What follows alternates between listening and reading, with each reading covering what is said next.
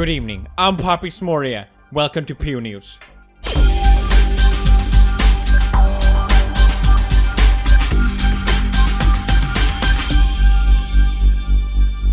Pew News. This is a bit of a PewDiePie related episode. I'm not supposed to give my opinion, but man, do I love that guy. Our first story comes from TC Chandler, who ranks the 100 most handsome faces of 2019. Let's watch. Look at all these K-pop stars. Look at them. Oh my god. It's only Felix! Illegal! I'm the only one! Alright, we're entering the top 10. Shawn Mendes 3. PewDiePie! Wait. Miss Bisognin, father to Jürgen and Sven. Father to Jürgen and Sven! We did it! Number 2. Jungkook 1. Congratulations. Definitely deserved. You know, this is written in stone. I'm not supposed to give my... This is stone! You can't argue with fact. You can't argue with fact. This is the top 2 most beautiful face you're looking at. Not me, because I'm Poppy Smoria. Me patiently waiting for BTS members and PewDiePie. I feel like this list is like my Make-A-Wish. For some reason, they're always so generous to me. I mean, to PewDiePie. So how does it work? Is this voted? Is that why I don't understand. I'm like Tana Mongo when she win the award. I don't deserve this, guys. Look, I'm not that attractive. Why are you writing LMAO? Huh? What's with these laughing emojis? Huh? What's so freaking funny? Huh? Am I the only one shocked to see Pop? PewDiePie is the most beautiful person in the planet. How dare you? How dare you? One of these tweets is so funny. It's saying the guy on the left. So people were really upset that their favorite K-pop stan didn't make it to the list. So they used me as the ugly example. The guy on the left got number 2 on the most handsome faces of 2019. The guy on the right didn't even make the list. Y'all see the problem? They're saying that I'm ugly. PewDiePie is ugly as... Oh, they literally said it. Why did they even vote for him? Which is also, you know, an amazing meme template. The guy on the left got number 2 of the most handsome faces. The guy on the right didn't even make the list. Unbelievable. See, this makes my blood boil. He should have been number 1. He should have been number 1, goddammit. Suck it, K-pop stans. Number 2, baby. 2. We went from 18. Was it 2? You know what? I just want to say thanks to everyone who voted for me. I really appreciate it. Thank you. Next news. So basically, the way I found out about all this was that I was literally Googling myself. I don't normally Google myself, okay? Because I needed a picture of myself for a thumbnail. I'm not the loser. I swear I don't Google myself. What is this now? Media portrayed PewDiePie as a loser to sell his success story, says Pew. God damn it. It never ends. There's so many articles coming out lately. I'm just like, I can't keep up with this. I mean, that goes for anyone. I thought it was so obvious when I said that. It's like when you... Sorry, this is a complete sidetrack, by the way. Just happened to see this. It's because I did the Q&A video, and a lot of people had a lot of responses to that. Or just echoing what I said. He said this. In short, PewDiePie thinks media tried to portray him as a loser so that his success story could be sold. Okay, I mean, obviously, I was kind of a loser, but not just like epic loser. I was in between loser, okay? There is a thing. There is such a thing. Don't even try to pretend it isn't. So another thing I mentioned in my past video was that media always undervaluates me after all the controversies. Before it was like, PewDiePie make 200 billion. And now it's like, oh, PewDiePie made less than, I don't know, some other YouTuber. I'm like, I'm pretty sure. Like, I don't know their personal business or whatever, but I'm pretty sure, okay? 14 billion views, okay? 14 billion views! I mean, 4 billion, sorry. But then the Sun was like, okay, all right. Well, then we overvaluate you then. 54 million in 2019. Apparently, I made 54 million, guys. It's just so crazy. It's always like, I get that people want to know the exact number, so people are just gonna make up a bunch of stuff. But this thing doesn't make any sense. It says January, I made 5.8 million. And then it says in December, I made 2.9. It should be the opposite, because December is usually at least almost like 3 or 4 times more than January. But here they evaluate January almost twice as much as December. Like, that makes no sense. And what's the Brofist logo? What does that mean? I'm so confused. So this study was based on a study.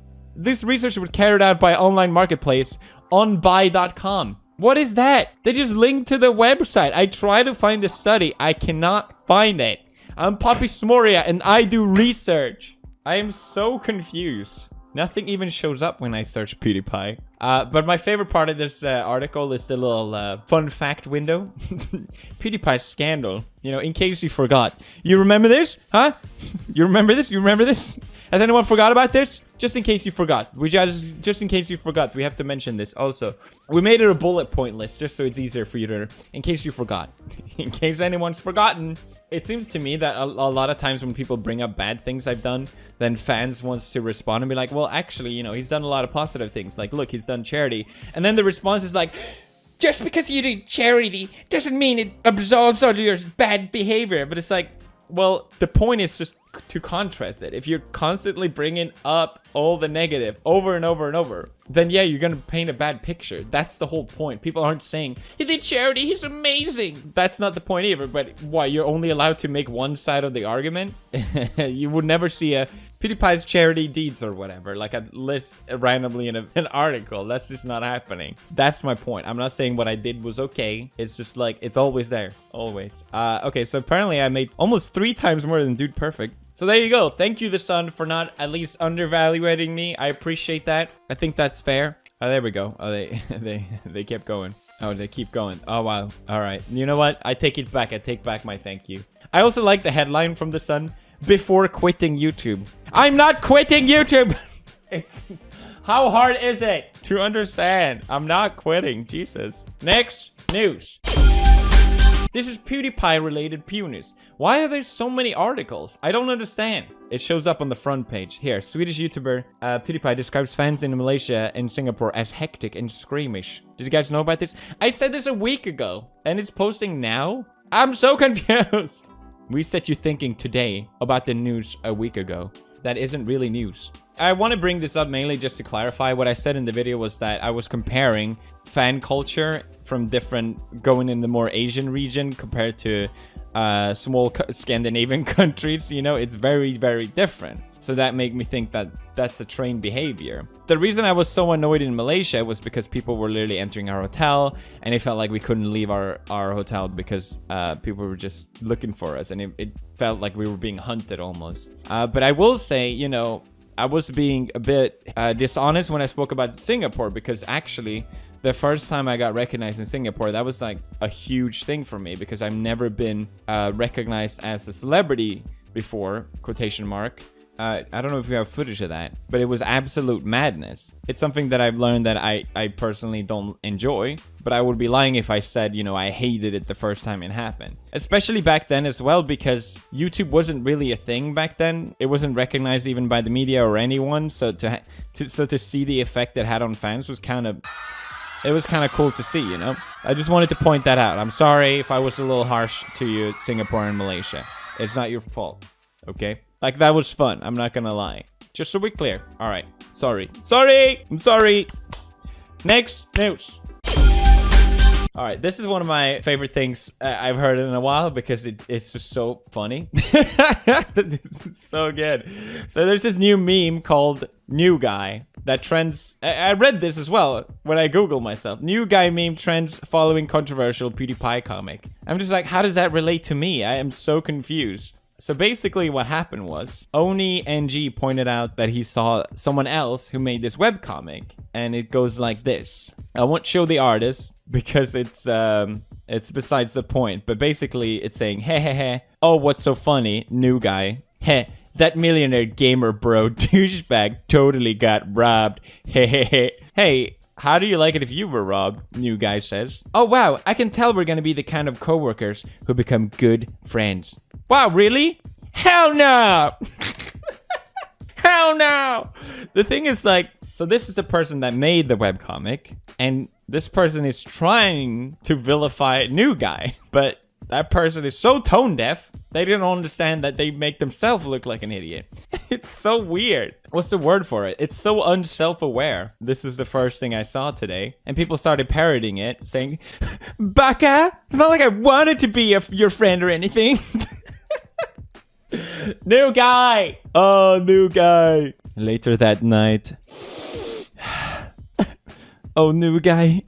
If only you knew, we could be so much more than friends. So good. These are great. It reminds me of Helga from Hey Arnold, if you guys saw that comic. New guy, empathetic, caring, places himself in the shoes of his fellow man, questions sociopathic behavior, is happy when he thought he made a friend, even one lacking empathy. He has all landmarks of a good protagonist. If he were real, he'd make a good friend. I want to be friends with New Guy. He seems great. He's not judging. So the artist also made this comic where she misinterprets this blonde girl saying that she has a girlfriend, but in reality she just meant that she has a friend that's a girl, and then she follows up with saying, okay, well, sorry, but that is infinitely less interesting to me.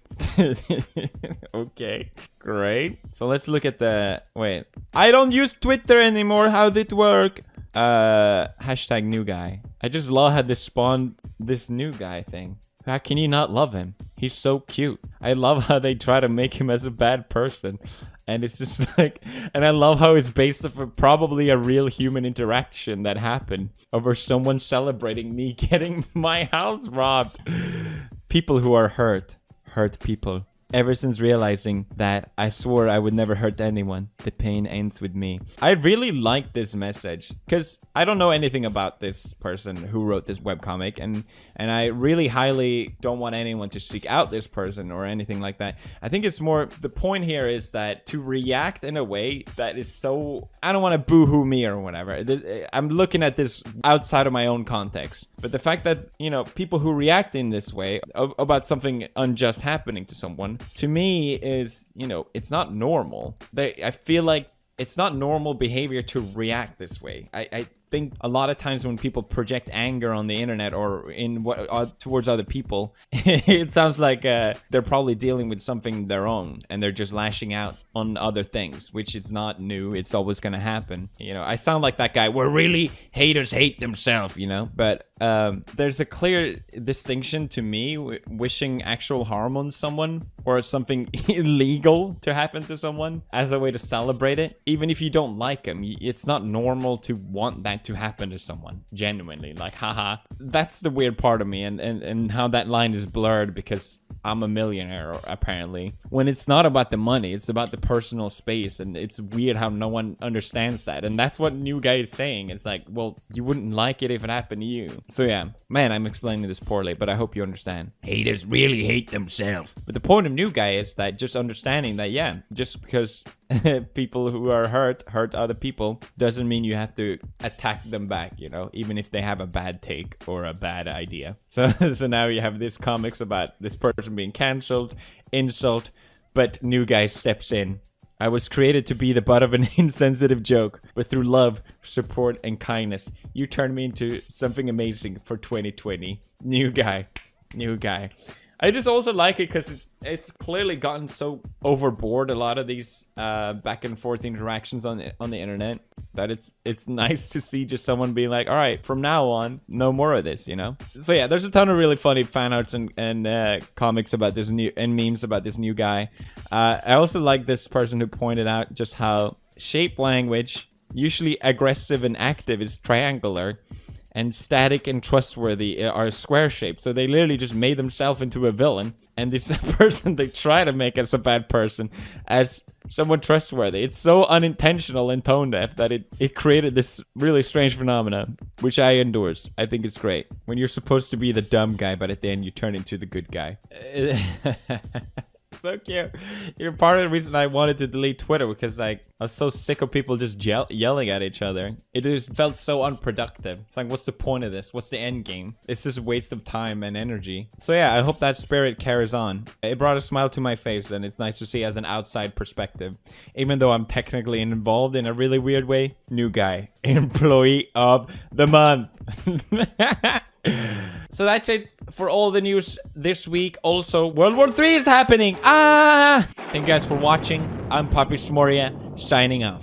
Hej då!